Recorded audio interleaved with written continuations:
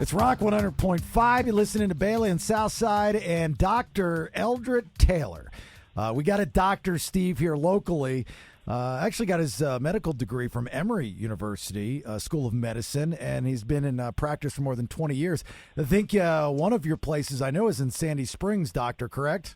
Yes, exactly. Yep. Yeah. Right around the corner from Perimeter Mall. So a lot of questions with this coronavirus, COVID-19. Every day it seems like on our show we have a new one. Like, for example, if you get it, can you get it again? Well, usually if you get it, your body will build up a natural immunity to it. So it's unlikely you would get it again because you've been exposed to it. Your immune system should start to make antibodies. And your body is already equipped with the immune system that should prevent you from getting it in the first place. So, again, as you've been hearing on TV, if you have a healthy immune system, it is unlikely you're going to get it. And if you do, you're going to have only mild symptoms from it. You know what? I'm glad you brought that up because, first off, I'm glad to know if you catch it, chances are you will not get it again. Like chicken pox, I can dig that. Right. But right. when you brought up, when you see these people, like I think all of us in this room, especially my partner and I, we're machines. I mean, our bodies, right. I mean, we're healthy animals and we're doing well. We take our vitamins and take care of ourselves. So you're right. When you hear about these people getting sick, is it something in their body? Is it that they're, susceptible to it and we're not? Exactly. In Washington State, it broke out in a nursing home facility. Now, that is a place where you've got people with compromised immune systems that have chronic illnesses. So that is a serious issue there. But in the general public, it is unlikely, especially if you're, again, less than 80, you don't have any immune system problems, it's very unlikely you're going to have a serious infection from the coronavirus. And, I try to be the voice of reason with my patients. And, again, that's why I put this out, because this overall panic that's happening really has no basis in science. It's really, I think it's more political. It's more media-driven because people thrive off of bad news. And that's how you keep people watching your news station. So the overreaction of events being canceled, Steve and I have things to do this weekend. He's going up to Chateau Alon to celebrate my birthday. And there's going to be a festival there. Just disregard all of that in your professional opinion and just move forward with life. That's what you're saying, Dr. Taylor? In a nutshell, yes. And again, I'm not discounting what the CDC is saying about wash your hands and maybe avoid shaking hands or whatever. But this panic that this is going to wipe out the human race, it just does not make any sense. And I just want to talk about this one point. This all started in China, and they started building hospitals. They thought they were going to have these hospitals full of these sick and dying patients. Well, the rate of coronavirus is going down there. The hospitals that they built are closing. They're opening up the schools and all this. And this is from CNN. And if you didn't know this, the way that they started treating these people with serious illnesses is with IV vitamin C.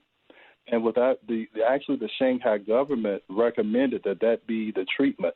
So they started doing that, and they're closing the hospitals. It's you're not hearing about these massive deaths in China because they reacted quickly trying to treat these patients. What do you think about the theory? Well, I've also heard make sure you're getting your vitamin D, D12 in particular. Oh yeah. What do you think about the theory? Is Steve brought this up the other day, and it makes a lot of sense. The flu lives off of low humidity and the moisture, and a lot of times in the winters when flu season's big because people are inside more often, so on and so forth. So as the weather starts to warm up, will that also help get rid of this strain of coronavirus? Yeah. That is what should happen. I mean, see, every year there is a new flu virus, And that's why the flu vaccine doesn't work 100% of the time, because these viruses are always mutating. But you're right. As the weather warms up, this strain of flu is going to die off. It's not going to be able to be viable.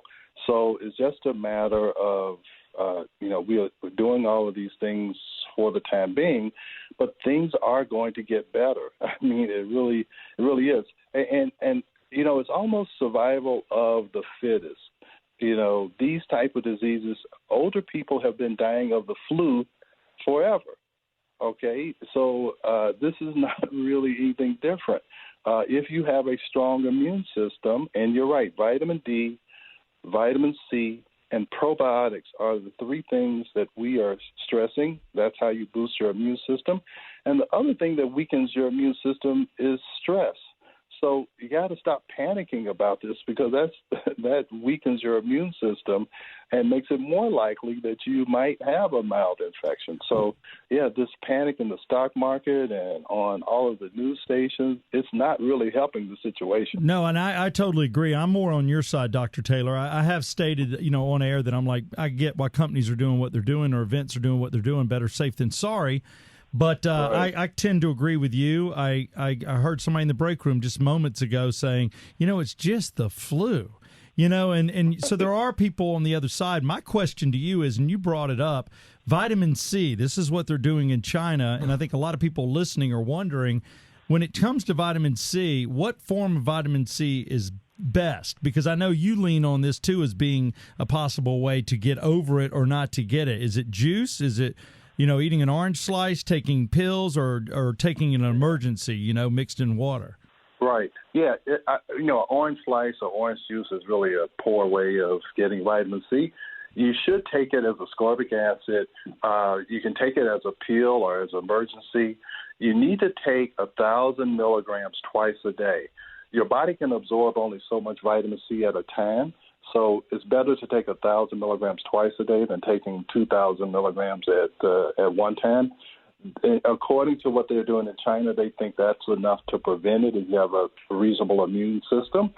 If you actually have the infection, and especially if it turns out to be serious, you recommend IV vitamin C at pretty high doses at 25 grams a day for 2 to 5 days until the infection starts to subside. So for prevention, oral is fine, either a powder like emergency or vitamin C pills as ascorbic acid. If you have the infection, it's IV vitamin C. I was telling Steve, Dr. Taylor, that the best thing to do is just take a bath and just squeeze oranges on yourself. He did tell me that for about an hour, and I told him he was crazy. I said, "Wait till we get this Dr. Eldred Taylor on. He's going to tell you the same thing." I'm not trying to be goofy with this question. I promise you, but. Okay. It did come up between my wife and I the other night, and I got ribbed a little bit in the room because they thought it was just so silly and stupid to ask. But let's say guy has coronavirus and woman wants to pleasure guy, and she does that. Can the coronavirus be transmitted orally? Wow, you just asked that. I'm curious. It was a conversation. I mean, I think if somebody's sick, the last thing you want to do is have sex. But go ahead, doctor. Yeah, that's what I would say. I mean, if you're talking about not wanting to shake hands with people, I would think that you definitely wouldn't. I would see if I would avoid that. And again, if somebody is sick, usually when anybody's sick, that sex is not on the top of the list. So I would say, hey, look, can we put this off to another time and place? Yeah, like 2 weeks. Let you recover. Yeah. I would say that if you're talking about even casual contact, I would really avoid intimate contact, especially if you're talking about. Well, there you go. Because I told my wife the same thing. I was like, I don't think now's the time and place. We're not supposed to get all touchy-feely, even though I don't have this coronavirus. Yeah. Is there? And I know you're a big fan of the holistic methods of treatment. I was reading stuff from your practice and whatnot. And all this vitamin, I buy into the vitamins. I take a ton of them a day. It's good. Take a lot of the gummy pills or the gummy chewies and stuff like that. My daughter will eat those. When you watch the news, it sounds like you're frustrated with the way that it's handled in the media, as for a lot of people. What is the main thing, and you might have already said it might be the mass hysteria, but what is the main thing with this coronavirus, Dr. Taylor, that you disagree with that you see being reported right now? I hear them as a side note saying, it's only people who are 80 years old and people with compromised immune systems. But that seems to be at the end of the report. The beginning of the report is how we don't have enough tests. Like the tests are going to cure things. All of the canceling of events. Somebody was telling me they're canceling my Boy Scout event. Well, kids don't seem to be susceptible to this virus. It's just, I don't know, it's accentuating the negative and suppressing the positive. And again, CNN, they said that, China seems to be getting over it, but they don't talk about how they're doing it. And really what's frustrating to me, and I have to say this with a little bit of reserve, is that simple things like vitamins and vitamin C, that always gets suppressed because Big Pharma has such an influence over the media and over our medical system that nobody wants to talk about what they're doing, but they want to talk about the vaccine that's going to be available in a year. And in a year, there's going to be a new virus.